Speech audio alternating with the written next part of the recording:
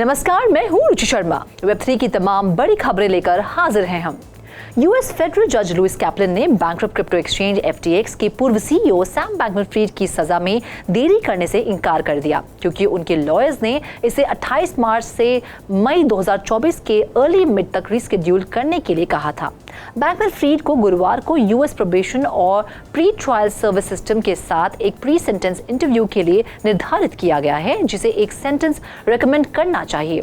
उनके लॉयर्स ने तर्क दिया कि सजा की प्रक्रिया के लिए तैयार होने के लिए डिफेंस को अधिक समय चाहिए। लॉयर्स ने लिखा, डिफेंस को सजा प्रस्तुत करने के लिए आवश्यक मटेरियल्स कलेक्ट करने और प्री सेंटेंस इंटरव्यू के लिए तैयार करने की आवश्यकता है, और ये तर्क देते हुए कि सजा के लिए आवश्यक सरकारी खुलासे 2 फरवरी तक दायर नहीं किए जाएंगे। कथित बैंक फ्रॉड और चाइनीज गवर्नमेंट ऑफिशियल्स को रिश्वत देने से संबंधित आरोपों पर बैंकमैन-फ्रीड अभी भी 11 मार्च को शुरू होने वाले दूसरे मुकदमे का सामना कर रहा है। उनके वकीलों ने तर्क दिया है कि सरकार को अभी तक ये तय नहीं करना है कि वे आगे बढ़ने का इरादा रखती हैं या नहीं। बढ़ते हैं अगली खबर की ओर।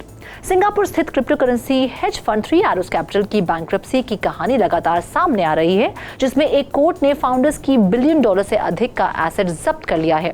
फर्म के लिक्विडेटर टीनियो के अनुसार ब्रिटिश वर्जिन आइलैंड्स के कोर्ट ने 3AC के को-फाउंडर सुजू और काइल डेविस पर $1.14 बिलियन तक के एसेट्स के ट्रांसफर या सेलिंग पर प्रतिबंध लगा दिया है।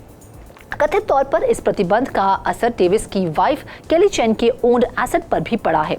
टीनियो ने कहा कि अनुमान है कि 2022 में हेज फंड के कोलैप्स के बाद 3AC क्रेडिटर्स पर लगभग $3.3 बिलियन का बकाया है। टीनियो के अनुसार दुनिया भर में फ्रीजिंग ऑर्डर की मांग उनके आरोपों के साथ की गई थी कि फाउंडर्स को 3AC की स्थिति को उस मात्रा में खराब करने के लिए जिम्मेदार ठहराया जाना चाहिए जो मांगे गए फ्रीजिंग ऑर्डर के मूल्य के बराबर है। लिक्विडेटर ने यह भी नोट किया कि 3AC फाउंडर सिंगापुर कोर्ट के डोमेस्टिक फ्रीजिंग ऑर्डर के अधीन है। बाकी अहम खबरों के लिए करते हैं विशाखा का रुख।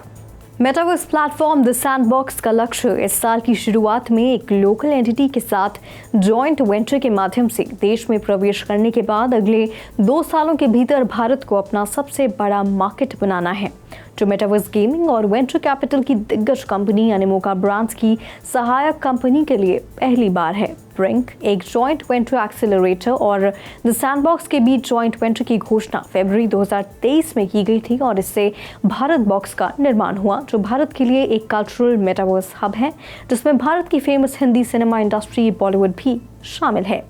पिछले 6 महीनों में भारत बॉक्स ने 25 इंडियन सिनेमा के साथ अनुबंध किया है, जिसमें भारतीय सिनेमा की 3 legacy media entertainment companies arrows entertainment, हंगामा और शिमारू शामिल हैं।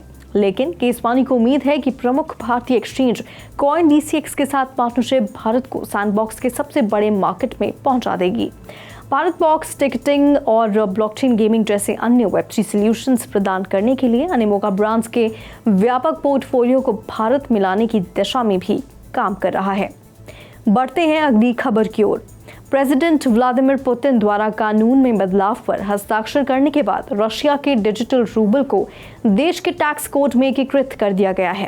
टैक्स कोड में अब डिजिटल रूबल अकाउंट की परिभाषा शामिल है और डिजिटल रूबल के साथ ट्रांजैक्शन पर टैक्सेशन के नियम हैं।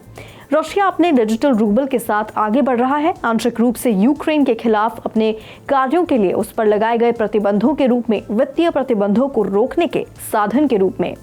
पुतिन ने जुलाई में डिजिटल रूबल बिल पर हस्ताक्षर कर इसे कानून बना दिया। बैंक ऑफ रशिया 2020 से central bank digital currency project के रूप में डिजिटल रूबल पर काम कर रही है।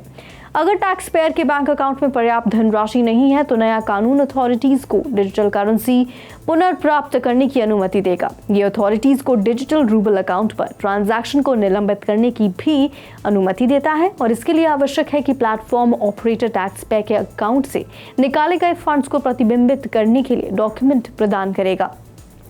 रशिया के सेंट्रल बैंक ने कहा कि नागरिकों और व्यवसायों को 2025 से अपने रिक्वेस्ट पर CBDC का उपयोग करने में सक्षम होना चाहिए। Over to you Roshni. Blockchain education प्रदान करने और एनर्जी सेक्टर में टेक्नोलॉजी के यूज केसेस का पता लगाने के लिए कार्डानो फाउंडेशन ब्राजील की state owned oil company Petrobras के साथ जुड़ रहा है। 20 दिसंबर को एक घोषणा के अनुसार फाउंडेशन पेट्रोब्रास के 45,000 एम्प्लॉयज के लिए ब्लॉकचेन एजुकेशन वर्कफोर्स का नेतृत्व करेगा, जिसमें कार्डानो एकेडमी का कंटेंट पेट्रोब्रास यूनिवर्सिटी के माध्यम से उपलब्ध किया जाएगा। 1953 में स्थापित पेट्रोब्रास ब्राजील और साउथ अमेरिका का सबसे बड़ा कॉर्पोरेशन है, जिसका 2022 में रेवेन्यू $124.7 बिलियन है। प्रोग्राम का स्कोप विविध ब्लॉकचेन एप्लीकेशंस और यूज केसेस के साथ साथ इंटरैक्टिव क्विज़ेस को कवर करेगा।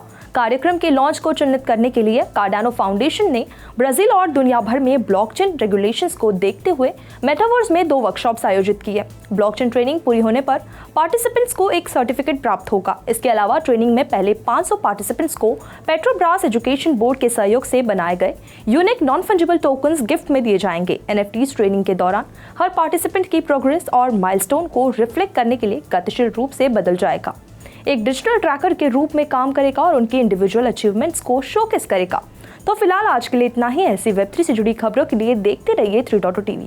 ऐसी और ज़्यादा अपडेट्स के लिए हमारी वेबसाइट www.3versetv.io पर लॉग ऑन करें या फिर स्कैन करें QR कोड।